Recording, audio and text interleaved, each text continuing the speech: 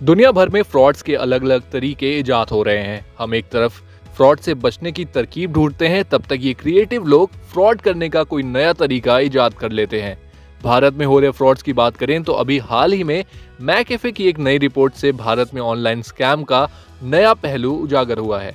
पुराने जमाने में जहां आवाज की नकल करके लोग बेवकूफ बनाते थे, वहीं अब डिजिटल युग में वॉइस स्कैम के जरिए लोगों की आवाज की नकल करके डिजिटल ठगी का धंधा भारत में जोरों से बढ़ गया है, जिसमें आर्टिफिशियल इंटेलिजेंस यानी एआई का भी इस्तेमाल होता है। तो चलिए अब जानते हैं कि आखिर फ्रॉड्स करने का ये नया तरीका है क्या और आखिर आर्टिफिशियल इंटेलिजेंस इसमें कैसे मदद कर रहा है।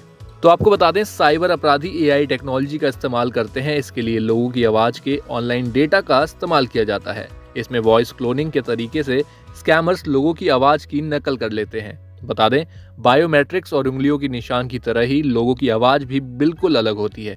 इस फर्क को सिर्फ अत्याधुनिक लैब और फॉरेंसिक जांच से ही पकड़ा जा सकता है।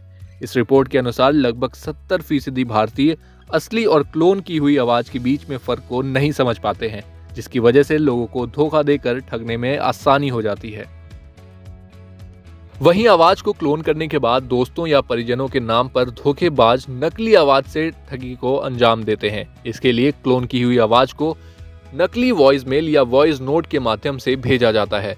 आमतौर पर लूट होने, दुर्घटना होने, पर्स गुम हो जाने या फिर विदेश यात्रा के दौरान आर्थिक संकट के नाम पर परिजनों से या फिर दोस्तों को फोन किया जाता है। वहीं सर्वे में पाया गया कि 46% लोगों को ये लगा कि कॉल उनके माता पिता के पास से आई है और 34% कपल्स ने ऐसी ठगी की स्वीकार किया है।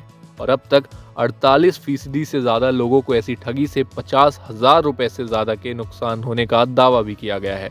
बता दें, ये सर्वे भारत समेत 7 देशों के 7,000 लोगों को शामिल करके किया गया है। साथ ही आपको बता दें कि ये साइबर अपराधी दूसरे राज्यों या विदेशों से ऑपरेट करते हैं, इसीलिए थाने की पुलिस या जिले के साइबर सेल में शिकायत दर्ज कराने के बावजूद ठगों की गिरफ्तारी नहीं हो पाती।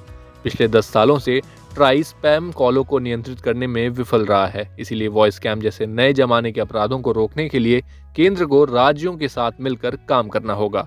तो चलिए अब आपको ऐसी ठगी से बचने का तरीका भी बता देते हैं, जिससे आप और आपका परिवार दोनों ही सुरक्षित रहे। अब देखा जाए तो स्मार्टफोन और सस्ता डेटा होने की वजह से बच्चे, बूढ़े और जवान सभी दिन भर सोशल मीडिया में सक्रिय रहते हैं।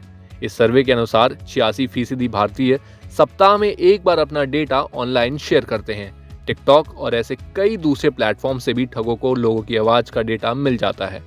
वहीं बड़ी आबादी और जागरूकता की कमी की वजह से भारत साइबर ठगों के सबसे बड़े बाजार की तरह बन गया है। इसीलिए इस तरह के स्कैम से बचने के लिए ग्राहकों को सभी प्लेटफॉर्म्स में एक जैसे लॉगिन और क्रेडेंशियल का इस्तेमाल नहीं करना चाहिए। समय समय पर अपना पासवर्ड भी बदलने की जरूरत रहती है। और अगर फिर भी आप किसी तरह से इस ठगी के शिकार हो जाएं, तो जल्द से जल्द साइबर फ्रॉड की शिकायत दर्ज कराने के लिए राष्ट्रीय हेल्पलाइन नंबर 1930 पर शिकायत दर्ज कराएं। समय पर शिकायत करने पर ठगों के खातों में पैसा ट्रांसफर नहीं हो पाता है और पीड़ित व्यक्ति को पैसे वापस मिलने की उम्मीद रहती है। तो अगर आप भी आए दिन अपना डेटा सोशल मीडिया और अन्य प्लेटफॉर्म पर शेयर करते हैं तो जरा सतर्क रहें और अपने परिवार को भी इस बात की जानकारी दें कि अगर कभी भी आपकी आवाज में किसी और नंबर से फोन आए और पैसों की मांग करे तो ट्रांजैक्शन बिल्कुल ना करें। और अगर कभी आप ऐसे वॉइस स्कैम के शिकार हुए हैं तो हमें कमेंट बॉक्स में जरूर बताएं।